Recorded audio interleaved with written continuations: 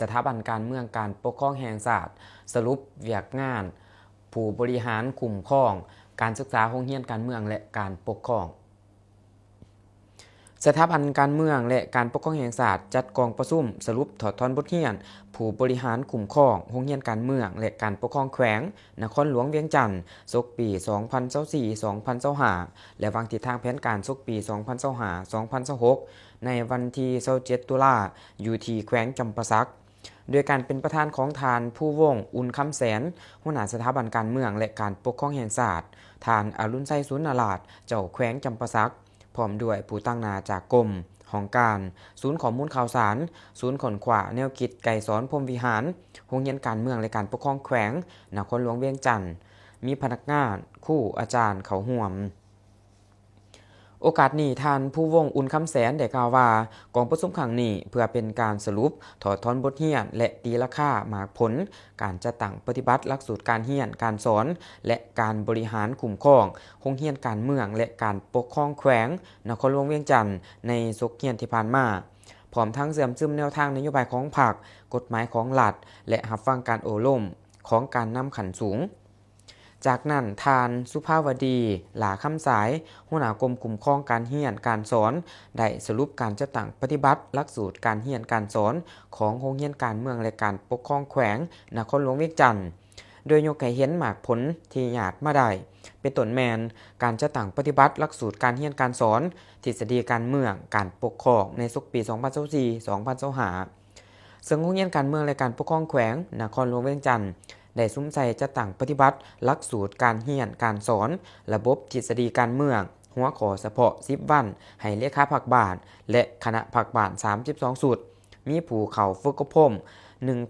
1,227 คนยิ่ง 1,080 คนในนั้นแขวงที่ได้เฮ็ดหลายกว่าหมู่แม่นแขวงอุดมไส้แขวงหลวงน้ำท่าแขวงเวียงจันทน์และแขวงสวรรณเขตได้21สุดมีผู้เข้าร่วม907คนระบบขั้นต้นมี42สุดมีผู้เข้าร่วม 2,080 คนยิ่ง618คนในนั้นแขวงที่ได้เฮ็ดหลายกว่าหมู่แม่นนครหลวงเวียงจันทน์แขวงอุดมไส้ได้10สุดมีผู้เข้าร่วม541คนระบบขั้นกลางมี32สุดเรียนมีผู้เข้าเรียน 1,753 คนยิ่ง366คนในนั้นแขวงที่จัดได้หลายกว่าหมู่แม่นแขวงอุดมไส้แขวงบ่อแก้วแขวงเสียงขวางได้9สุดมีผู้เข้าร่วม501คนการค้นคว้าวิทยาศาสตร์ได้สำเร็จการจัดกองประชุมผ่านโครงหาง6แขวงภาคเหนือประจำปี 2025หัวข้อบทเรียนการสร้างเศรษฐกิจเอกราชเป็นเจ้าตนเองมี12หัวข้อย่อยสำเร็จการค้นคว้าวิทยาศาสตร์ร่วมกับบรรดาโรงเรียนรวมทั้งหมดได้11ครั้งจำนวนบทวิทยาศาสตร์27บทจัดสัมมนาวิทยาศาสตร์ตามหัวข้อเฉพาะระดับภาคได้28ครั้ง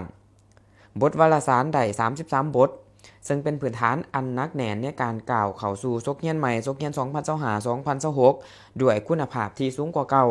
และทิศทางแผนการที่จะต้องได้สืบต่อเอาใจใส่ในต่อหน้าเป็นต้นแมนเพิ่มทวีเวียกงานการศึกษาอบรมการเมืองแนวคิดให้สมาชิกพรรคและนักศึกษา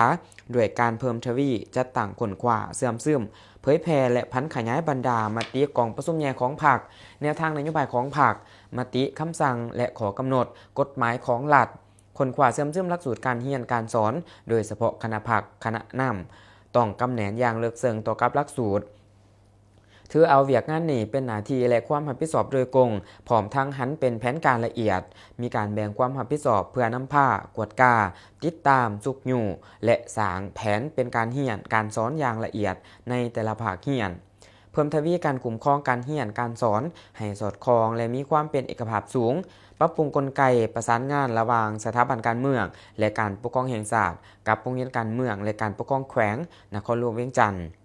ในกองประชุมบรรดาผู้เข้าร่วมยังได้มีการประกอบคำเห็นเจาะจีมถามตอบใส่บทสรุปเพื่อเฮ็ดให้เนื้อในอุดมสมบูรณ์ครบถ้วนและบรรลุได้ผลสำเร็จตามระดับคาดหมายที่ตั้งไว้